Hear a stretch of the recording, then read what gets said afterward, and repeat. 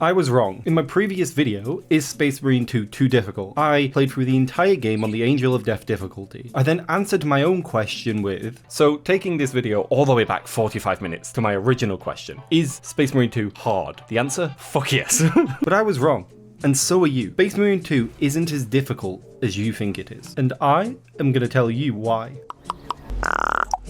Now, to be clear and establish where the topic of conversation is in this video, I'm not going to be expanding any more of my feelings on the Angel of Death difficulty. Whilst I do have a lot to say about that, I said most of it throughout my Is Space Marine 2 difficult video, and what I didn't say in there, I've said in the comments at this point. So if you would like to see my opinion on the story difficulty, you can go over there. But the co-op mode is where most of the online discussion lies, something I pointed at in the original video, but never touched on. Now, since that video's come out, I've completed every co-op operation on the hardest difficulties in non-organized random groups. So why does all of this matter? Obviously, whilst I play more, my skill will increase, but it shouldn't affect the argument around difficulty on the game, because an individual skill doesn't have impact on that, obviously. But it does, because as you play more, you don't only get better as a player, which doesn't affect the things like health stacking and arbitrary increases in health among the enemy. But what does affect that is the way your weapons level up with you. Currently on screen, I hope that I've edited on the display showing you the difference between my current chainsword, which has a strength level of 15, and the chainsword that most people use when they try co-op for the first time. Something you might notice is it has 3 times the strength, meaning it does about 3 times the damage. And this isn't the only thing that changes as you level up. Your weapons don't just get better, your Space Marine gets better. Across the entire perk tree, there are abilities that give you second lives, increase your damage, make you more resilient, and give you higher yields for your input skill. There is very little that doesn't improve across your Marine as you level up. But what does all of this have to do with the biggest issues with the highest difficulties, which is the ridiculous amount of range damage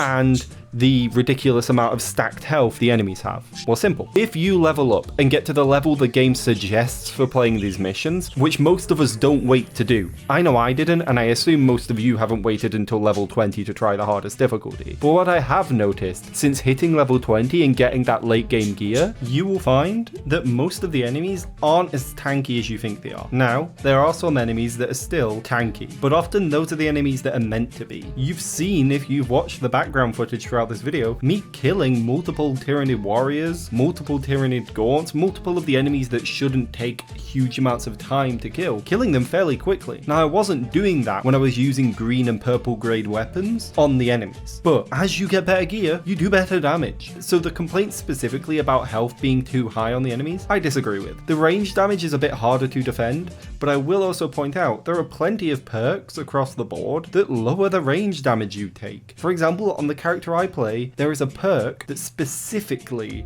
reduces range damage whilst you're in melee. But does this mean all of the people complaining that the game is too difficult just have a skill issue? I mean, maybe, partly, it's possible. In my Is Space Marine 2 difficult video, there was definitely a skill issue at play with where I got stuck. I know for a fact one of my friends got through it on their first attempt ever on the campaign. So there was something I was doing wrong there. And at the end of the day, unless you're literally at the skill roof, there's always going to be the argument that you could just improve. But is it the most fun game design to lock people into difficulties that are too easy for them, whilst locking them out of the fun side of the harder difficulties because they just haven't played enough? That is a discussion I will happily leave to you guys to fight over in the comments. The main point of this video was to highlight that the too much health and too many enemies complaint is something you can get past. You just need to put in the effort to level up first. Anyway, I might be wrong. I might be out there completely. I might be insane. And if I am, that's cool. I can be wrong. Yell at me in the comments about it. You get your feelings out. I get my comments in. We all win.